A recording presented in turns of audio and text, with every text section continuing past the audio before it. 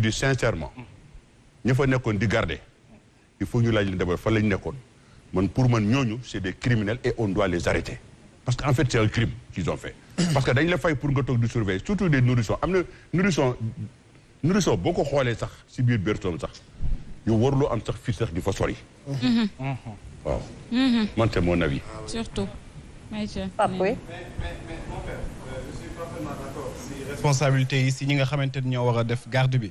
mais à l'impossible nul n'est tenu ñi nga xamante ni tey jii ñooy def garde yi dañuy nekk ci conditions yu extrêmes je dis pas que waroon nañu absenté ba loolu xew mais effectivement bâtiment bu toll ni hôpital warut a ñàkk li nga xamante ni moom mooy détecteur de fumée saxaar bu ndaw bu tàkkee alarme bi sonné ñu xam ni kat lii de am na saxaar biy tàkk ci hôpital bi boobaa kenn dootul waxati xale ñàkk na ba kanam D-Média bii nga nekk ku fi tox dëkk affaire yi alarme bi sonné absolument à plus forte raison structure sanitaire boo xamante ni ay nit a fay daje te buñ fa demee c'est parce que dañu soxla seen sécurité surtout seen santé donc je crois que tey jii le plus grand criminel mooy ki nga xamante ni nee na dafay lutter contre infertilité dem def ci 1,5 milliard fii ci Dalal Jàmm te au même moment hôpital bi ñu lay wan ay zinc ci biir hôpital munoo ni da ngay am centre boo xamante ni PMA la tudd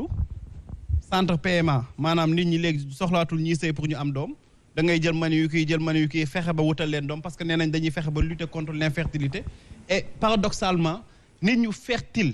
ba am ay doom teg ko di xaar lu dul doom yi màgg état bi saggan ba ñooñu seen bakkan das fa 1,5 milliard aveu yu graaw moo toftalu sax ci incident bi parce que boo xoolee information bi ndaw si day wax ni elle a fait 4 avortements ci bii la amee doom bu jigéen am espoir am yëpp misé ko ci moom mu daal de génne àddina ci anam bi yooyu yëpp day réconforter la ngay wax am 3 avortements am benn bi yaakaar ni peut-être yàlla d'accord parce que Sénégal moom lépp lu ñu dal ci lu bon yàlla mooy le responsable li ñu dal ci lu baax suñu ndeyee ko liggéey Sénégal moom noonu nañu bindoo mais je crois que dans cette affaire silence su président Macky Sall bu nekkoon xale yi fa faatu ay jarbaatam nañu du am boobu silence bu nekkoon ay jarbaatu Baba Tandian mii du am boobu silence parce que dama koy faral di wax neexut a dégg mais au Sénégal il y a des vies à préserver et des morts à banaliser gis nga bakkan pour bakkan ba bateau naree chaviré fii ci île Serpent président dafa jël hélicoptère dem fekk ji leen parce que dafa am ay doomu ambassadeur ak doomu autorité yi newoon ci biir tey jii 4 personnes yoo xamante ni 4 xale yi 6 xale nee nañ léegi yokku na ñàkk seen bakkan tweet sax defu ko te au même moment bu ministre jógee fii ñu defal ko léegi tweet présenter condoléances bu nekkee nag président dafay am ay sentiments wala ay compassion à géométrie variable boobu président na xoolaat humanité humanité bu génnee si nit nag nekkatoo nit yaa ngi ne loolu leneen. Alors président dañoo gis ne que dans des cas similaires on s'indigne peut-être pour désamorcer le scandale alors tey jii yan acte fort xam naa soo tontoo Pape Makhtar ba pare yan acte fort la ñu war a xaar de la part de nos dirigeants. Et est-ce qu'on peut s'attendre à des actes forts. Les actes forts moi je pense les actes forts parce que j'ai dit toujours Matar bon il navigue si benn bateau bu nga xamee ne man nekkuma si biir bateau boobu parce que en fait. Quelle est la responsabilité du président de la République dans ça? Bien que c'est lui le chef suprême un peu de tous ces ministres, de tous ces directeurs d'hôpitaux et de tous ces infirmiers. C'est lui le responsable. Mais aujourd'hui, entre nous, même s'il n'y a pas de détecteur de fumée, si ñi nga xam ne dañ leen fay pour ñu toog ñuy surveiller xale yi suñ fa jógul woon kon aujourd'hui on n'aurait pas déploré ces morts. Cette femme-là qui a avorté 3 fois n'aurait pas perdu son enfant. Mais justement... Oui, mais attends, laisse-moi terminer. Xam nga c'est trop facile de dire c'est la responsabilité d'un tel. Ce gars-là, il est à 50 km. Ou ailleurs. Ou moi, si j'étais moi le directeur de l'hôpital, mais je le paye.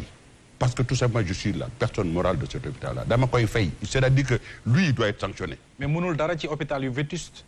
Oui, mais la responsabilité mooy mais attends mën na ci dara que les hôpitaux non je regrette mën na ci dara parce que hôpital yi ay ndox dañuy wàcc court-circuit yooyu li koy andi mooy ay day nekk bâtiment mais ay ndox dañ ciy yëg ma ne gis nga nit da ngay am fayda ak fulla boo ko amul eh bien c'est même pas la peine mais pourquoi il reste là-bas en tant que directeur pourquoi su gisee structure bi doxul eh bien il dit non je ferme l'hôpital point final ou bien je ferme ce département là point final. moom mooy tëj hôpital bu vite. waaw pourquoi pas. D'accord. Mais c'est sous sa responsabilité. D'accord. Parce que bu fa dara amee léegi c'est la preuve est que dara am na fa léegi mais c'est sa responsabilité. mais bu ko tëjee Diouf Sarr da koy dàq te dara. mais Diouf Sarr na ko dàq. je vous le conseille te Diouf Sarr moo waroon a démissionner. ma ne la kooku dama nga wax Diouf Sarr bu buggee démissionner man je n'ai pas de problème pour Diouf Sarr démissionner. Moi je n'ai pas de problème par rapport à ça. Normalement c'est Diouf Sarr qui devait démissionner en première. Parce que il a échoué. Sérieusement 6 bébés yu dee. lu mag a mag la buñ ko banaliser lu ngand la. moo ma gënal ay ponkal yoo xam ni dem nañ ba xam àdduna ba dox seen soxla ba commencé am ay bébé ñii dañoo ñëw ci àdduna si c'était dans un pays sérieux le ministre de la santé dañuy dagg boppam ce serait grave dans un pays sérieux ce serait grave ci saa si dañ koy dàq. je suis d'accord avec toi Kilifeu je suis d'accord avec toi moi je dis si on doit aller jusqu'au ministre on doit aller jusqu'au ministre mais moi je dis encore une fois bu fekkoon ñu fa nekkoon pour garder xale yi bu ñu fa jógul woon seen place parce que dañ leen fay pour ñu toog foofu. loolu dëgg la. bu ñu fa jógul woon xale yi du ñu dee bu fa lakk amoon xale yi génnee nañ leen. papa nga baal ma de ci lu ma lay kii nii sax mais en fait xam nga peut-être da nga gëj si yenn zones yi ba xamatoo fa réalité bi. tey jii boo demee xam nga li ñuy waxati encore. ah d'accord xam ban zone laa jógee. je retire ça. man ma jógee Fouta. d'accord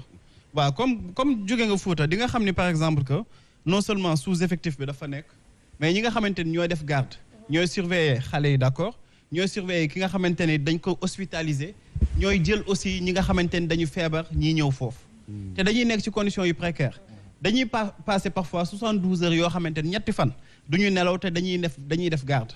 am na ñu ma ci xam ñi ngi ci ay conditions yu metti 40 degrés fii lañu jógee Dakar dem di liggéey parce que dañu gëm seen liggéey donc ñooñu tey jii je pense pas que dinañu bàyyi xale bi muy faatu parce que bu nekkoon rek toog foofu moo leen tax a jug duñ fa dem mais je crois que ki nga xamante ne moo war entretenir bâtiment bi ki nga xamante ne moo waroon fexe ba bâtiment bi am ay alarme yoo xamante ne à supposer que nit ñi doon nelaw bu amoon alarme bu déclenché woo ñëppay yeewu te beneen bi alarme kii yi ñuy wax déclencheur de fumée yi ñuy wax bu xasee ba am bu fumée amee rek dafay fay si saa si lakk bi te loolu ça coûte pas cher. C'est dans ce sens que tu interpelles le président de la République et le ministre. donc moo tax ma ni le président bi nga xamante ni dafa jël 1,5 milliard du ay caaxaan. Sénégal léegi dañuy dem ba dañuy fàtte. ay milliards 1,5 milliard nañu jël dem fee si dalal jàmm ni dañ fa def benn centre PMA nee nañu léegi dañuy fexe ba dañuy xeex li nga xamante ni mooy ñàkk njureel bi nee na Aïcha barki démb ñoom ñoo doon taxaw di ñu naan da ngeen di jur ëpp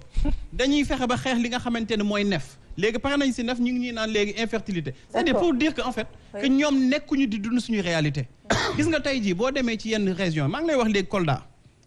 benn gynécologue war a suivre plus de 200 000 femmes yoo xamante ni dañuy toll ci âge yoo xamante ni war nañu mën a am doom ak yooyu